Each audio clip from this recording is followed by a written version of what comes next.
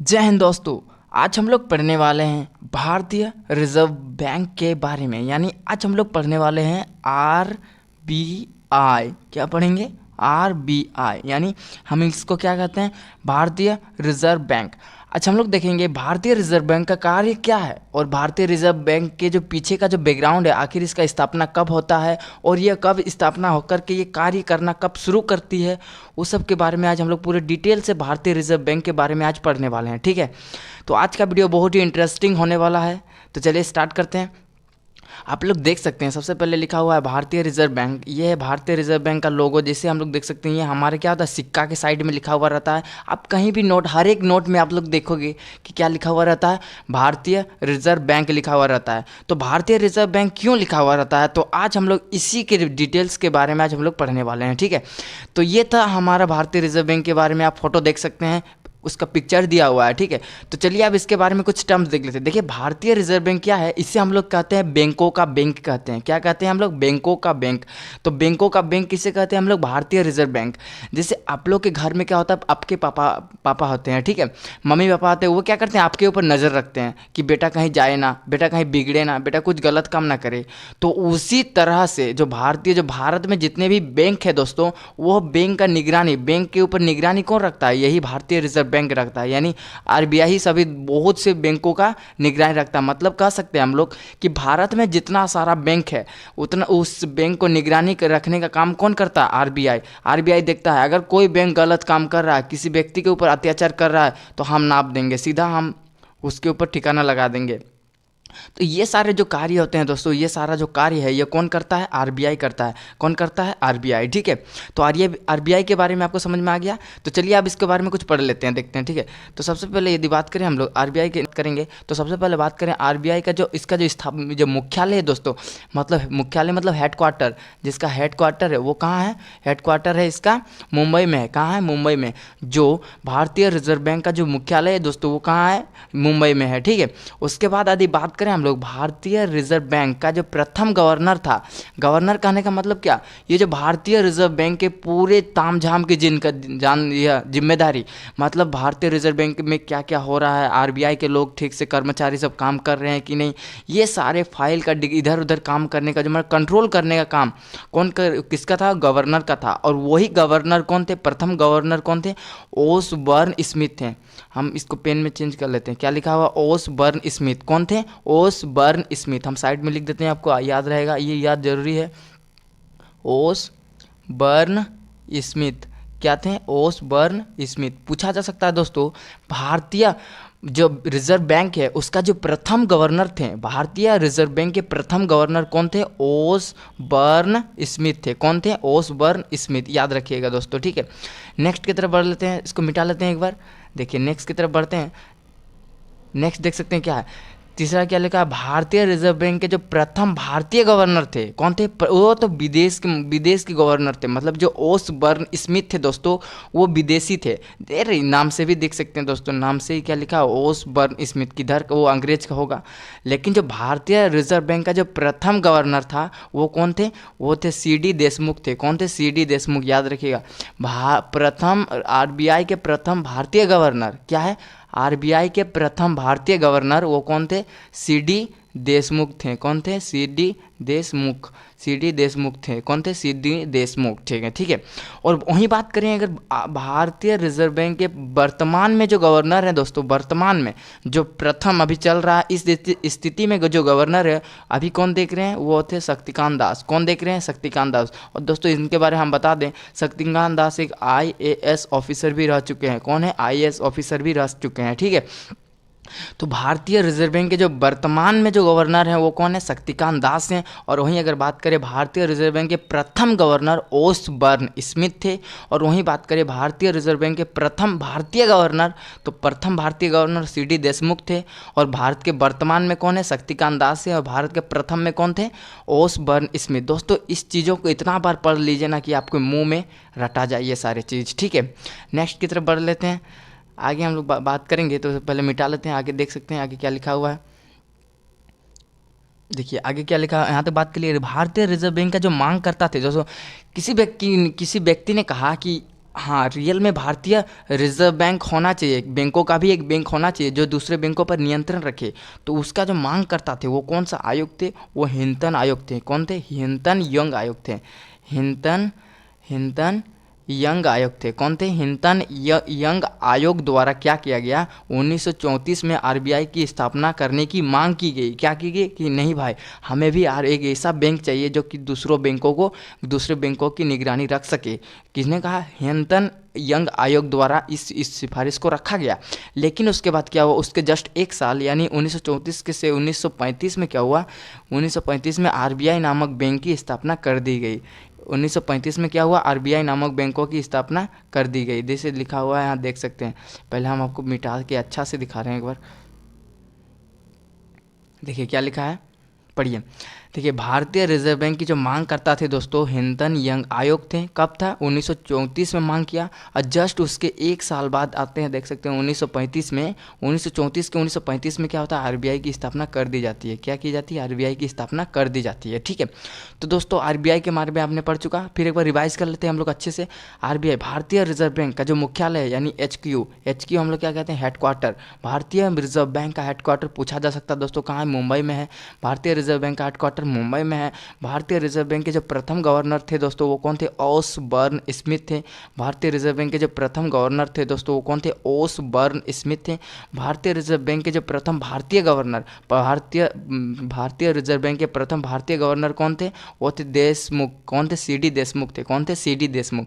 यदि बात करें भारतीय रिजर्व बैंक के जो वर्तमान में जो गवर्नर है, अभी वर्तमान में कौन है? शक्तिकांत दास है। और ये शक्तिकांत दास कौन थे? आईएएस ऑफिसर भी थे। ठीक है, बात करते हैं आरबीआई का जो मांग करता थे। आरबीआई की जो मांग किया था कौन सा आयोग किए थे? हिंटन यंग आयोग द्वारा किया गया था। कब किया गया था? 1934 ईस्वी में किया गया था। और बात करें 1935 में क्या हुआ? आरबीआई की स्थापना कर दी गई। ठीक है, ठीक है, यहाँ तक क्लियर हो गया दोस्तों। अगर आपको क्लियर नहीं हुआ तो एक पेज हम लेके स्लाइड ले लेते हैं और आपको अच्छे से बताते हैं। पहले हम लोग रिवाइज करेंगे। क्या? प्रथम जो गवर्नर थे क्या थे? प्रथम गवर्नर थे वो कौन थे? प्रथम गवर्नर कौन थे? प्रथम गवर्नर ओसबर्न स्मिथ कौन थे? ओसबर्न स्मिथ थे। ठीक है, जो आरबीआई के जो प्रथम गवर्नर थे दोस्तों वो कौन थे? ओसबर्न स्मिथ थे। वहीं बात करें आरबीआई के जो हमारे प्रथम भारतीय गवर्नर थे, आरबीआई के प्रथम भारतीय गवर्नर कौन थे? सी डी देशमुख थे। आरबीआई के प्रथम गवर्नर कौन थे? सीडी देशमुख थे। ठीक है, याद रखिएगा, ये भारतीय गवर्नर हो गए। और बात करें अभी वर्तमान में कौन है, तो वर्तमान में अभी कौन है? शक्तिकांत दास है। कौन है वर्तमान में?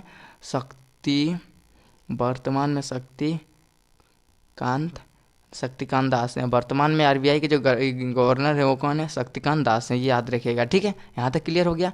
तो चलिए अब आते हैं हम लोग का अपना टारगेट पर। ये यहाँ तक हो गया। अब नेक्स्ट की तरफ बढ़ते हैं। नेक्स्ट की तरफ देख सकते हैं क्या है? आरबीआई का जो मुख्य ब्रांच है दोस्तों, मतलब आरबीआई का जो हेडक्वार्टर की बात कर लिया, हेडक्वार्टर कहाँ था? मुंबई में था। उसके बाद क्या था? हेडक्वार्टर तो मुंबई में भी है लेकिन उसके और 4 ब्रांच ऑफिस है। जैसे बात करें हम लोग एसबीआई के बहुत सारे अलग अलग स्टेट में ब्रांच है ना, तो उसी प्रकार आरबीआई के भी बहुत ही मुख्य महाशहर में क्या है? उसका ब्रांच है। तो हर एक बैंकों का ब्रांच होता है। जैसे हम लोग बात करें, हम लोग रांची ब्रांच हो गया, फिर हो गया हम लोग का कोडरमा ब्रांच हो गया, गुमला ब्रांच हो गया। इसी प्रकार जो आरबीआई के जो बड़े बड़े शहरों में भी कुछ ब्रांच है, तो वो कौन कौन से में है? तो देख सकते हैं पहला ब्रांच ऑफिस कहाँ है? मुंबई में है। पहला ब्रांच ऑफिस मुंबई में है और मुंबई में उसका हेडक्वार्टर भी है और उसका ब्रांच ऑफिस भी है। उसके बाद बात करें हम लोग चेन्नई में है। उसके बाद हम बात करें कोलकाता और दिल्ली। ये 4 बड़े बड़े महाशहरों पर आरबीआई का मुख्य ब्रांच ऑफिस स्थित है। ठीक है, तो याद रखिए कहाँ कहाँ ब्रांच ऑफिस है? मुंबई में, चेन्नई में, कोलकाता और दिल्ली। और साथ ही साथ क्या है? विदेश में भी है। देख सकते हैं भारत का पावर विदेश में भी है। विदेश में कहाँ है? लंदन। जिन्होंने हम लोग को गुलाम किया वहीं पर हम लोग क्या किए? हम लोग का भारत का ब्रांच ऑफिस खोल दिए। देख रहे हैं जो क्या है? लंदन कहाँ है? इंग्लैंड की राजधानी क्या है? लंदन। तो लंदन में क्या है? भारतीय रिजर्व बैंक का ब्रांच ऑफिस भी स्थित है। देख याद रखिएगा, लंदन में क्या है? पूछा जा सकता है दोस्तों कि आरबीआई का वो कौन सा सब विदेश में हम लोग का आरबीआई का क्या है? मुख्यालय है। आरबीआई का मुख्यालय विदेश में कौन सा शहर में है? तो पूछा जा सकता है कौन सा होगा? लंदन हो जाएगा। कहाँ होगा? लंदन, याद रखिएगा। आरबीआई का विदेश में मुख्यालय कहाँ है? लंदन में है। ठीक है, यहाँ तक क्लियर हो गया। अब बात करें हम लोग आरबीआई का जो रियल में जो राष्ट्रीयकरण होता है, राष्ट्रीयकरण कहने का मतलब आरबीआई पूरा बन के रेडी हो जाती है। उसके बाद क्या होता है, आरबीआई का जो कार्य करना शुरू होता है वो कब होता है दोस्तों? वो होता है 1 जनवरी 1949 को होता है। 1 जनवरी 1949 को होता है। कितना होता है? 1 जनवरी 1949 को आरबीआई का राष्ट्रीयकरण होता है। कब होता है? 1 जनवरी 1949 को आरबीआई का राष्ट्रीयकरण होता है, याद रखिएगा।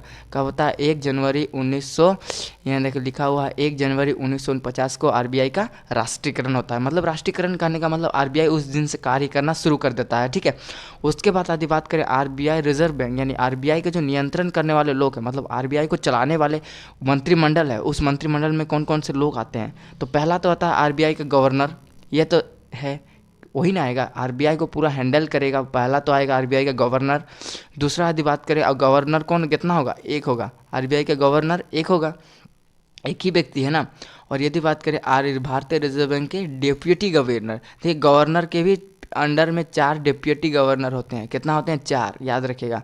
पहला तो हो गया आरबीआई का गवर्नर जो 1 है, और डिप्टी गवर्नर आरबीआई का कितना है? 4 है, याद रखिएगा। 1 और 4 कितना हुआ? टोटल 5। हमने अभी 5 की बात की है। ठीक है, उसके बाद तीसरा में क्या था? भारतीय रिजर्व बैंक के ब्रांच ऑफिस के गवर्नर। तो हमने बात किया आरबीआई के जो ब्रांच ऑफिस कितना है? मुख्य रूप से भारत में 4 है, और इधर कितना था? 5। 5 और 4 कितना हुआ? 9 आदमी अभी तक मिले हैं हमें। कितना? 9 आदमी। और उसके बाद आता है वित्त मंत्री। कितना आते हैं? वित्त मंत्रालय। और वित्त मंत्रालय के कितना मंत्री आते हैं? 2 मंत्री आते हैं।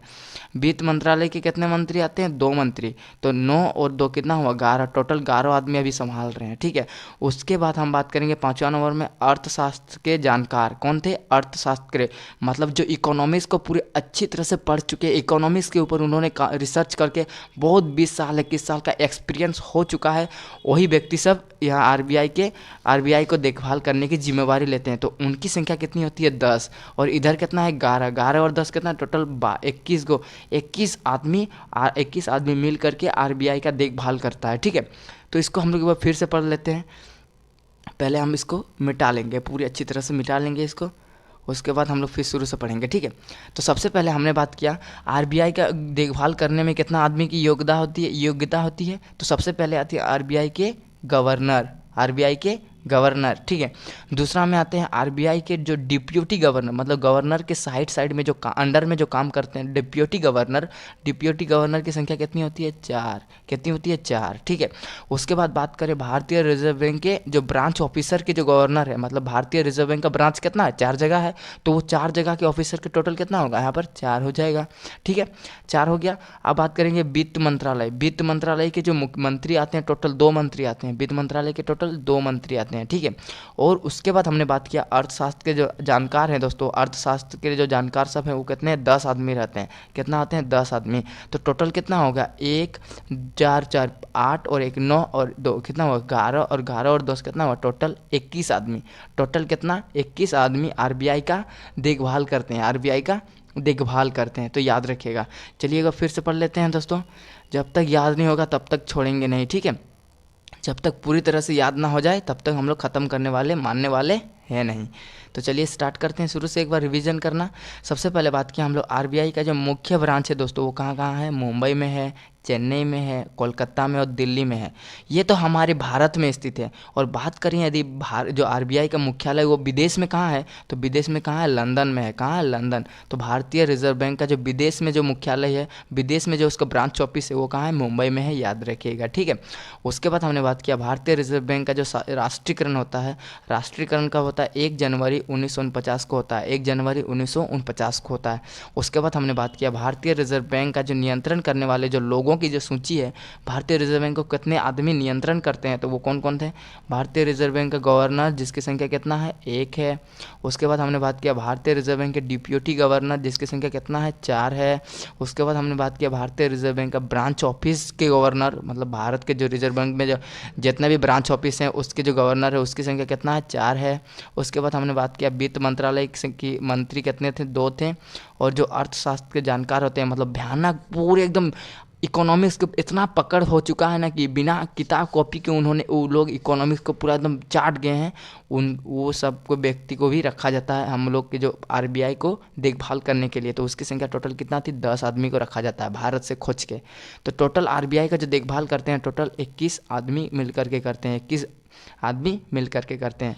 ठीक है, टोटल कितना, 21 आदमी मिल करके कार्य करते हैं। ठीक है, तो आई होप दोस्तों आपको जो आरबीआई है, और हम आपको बताना चाहेंगे दोस्तों ये जो आरबीआई कार्य क्या करता है। आरबीआई क्या करता है कि भारत में जितना भी बैंक है उस बैंकों को क्या करता है, उस बैंक पर नज़र रखता है, टुकुर टुकुर देखते रहता है। तुम गलत काम कर रहा है, बोलेगा अगर मान के चलिए बैंक ऑफ इंडिया गलत काम कर रहा है, बैंक ऑफ इंडिया तुम गलत काम कर रहा है, तुम अच्छा से काम करो, तुम पब्लिक का सेवा अच्छा से नहीं कर रहा है, तुम लोगों को धांधली कर रहा है।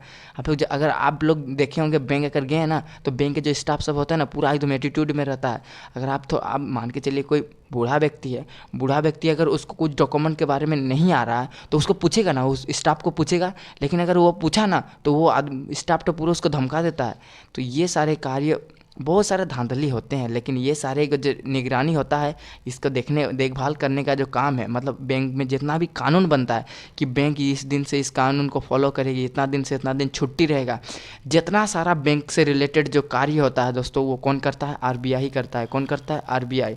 तो आरबीआई कह सकते हैं हम लोग कि बैंकों को नियंत्रण रखता है, साथ ही साथ ये लोन भी देता है। आरबीआई क्या करता है, लोगों को लोन देने का काम करता है, और आरबीआई ही हर एक बैंक पर नियंत्रण रखता है, और हर एक बैंक में आरबीआई ही पैसा भेजा जाता है। मतलब आरबीआई के थ्रू ही हर एक बैंक में पैसा ट्रांसफ़र किया जाता है, जिसके थ्रू पैसा लेन देन किया जाता है। ठीक है, तो आपको क्लियर हो चुका होगा कि जो हम लोग पढ़े आरबीआई का जो स्थापना पढ़े, आरबीआई की मांग किस तरह से हुई, उसके बाद हमने पढ़ा आरबीआई का जो ब्रांच ऑफिस कहाँ है, और हमने देखा आरबीआई किस किस कार्य करता है। और इस तो आई होप दोस्तों कि आपको जो आरबीआई है वो आपको अच्छी तरह से क्लियर हो चुका होगा। तो मिलते हैं नेक्स्ट वीडियो में। जय हिंद दोस्तों।